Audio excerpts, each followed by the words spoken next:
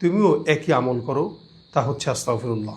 মজমায় বসা অন্যান্য সকল লোকজন অবাক হয়ে তাকিয়ে আছে। যত মানুষ আসলো সবাইকেই একটি আমল দিলেন, কারণটা কি তাকে জিজ্ঞাসা করা হলে উনি বললেন, দেখো আল্লাহ পাক রব্বুল আলামিন যা বলেন তা কখনো কি মিথ্যা হতে পারে? উপস্থিত লোকরা বলল, জি না, অবশ্যই কখনোই হতে পারে না। তা আমি যেই আমলটি দিয়েছি এটি আমি দেইনি, এটি স্বয়ং আল্লাহ পাক রব্বুল আলামিন নিজে দিয়েছেন। আল্লাহ পাক কোরআনে বলেন, বিসমিল্লাহির রহমানির রহিম, ফাকুল তুস্তাগফিরু রাব্বাকুম ইন্নাহু কানা গফফারা ইউরসিলিস সামাআ আলাইকুম মিদরারা ওয়া ইউমদিদুকুম বিআমওয়ালিন ওয়া বানিন ওয়া ইয়াজআল লাকুম জান্নাতিন ওয়া ইয়াজআল লাকুম আনহারা। আল্লাহ পাক এখানে বান্দার সাথে ওয়াদাবদ্ধ, কেউ যদি গুনাহ করে ইস্তেগফার করে আল্লাহ পাক ক্ষমা করে দিবেন। কোন এলাকায় যদি বৃষ্টি না হয় তারাও যদি ইস্তেগফার করে আল্লাহ পাক আসমান থেকে বৃষ্টির ফয়সালা করে দিবেন। কারো যদি সম্পদ না থাকে, সন্তান না থাকে, আর সেও যদি ইস্তেগফার করে আল্লাহ পাক তাকে সম্পদ সন্তান উভয়টি দান করবেন। কেউ যদি ফসলে বরকত না পায় তো সেও যদি ইস্তেগফার করে আল্লাহ তাকে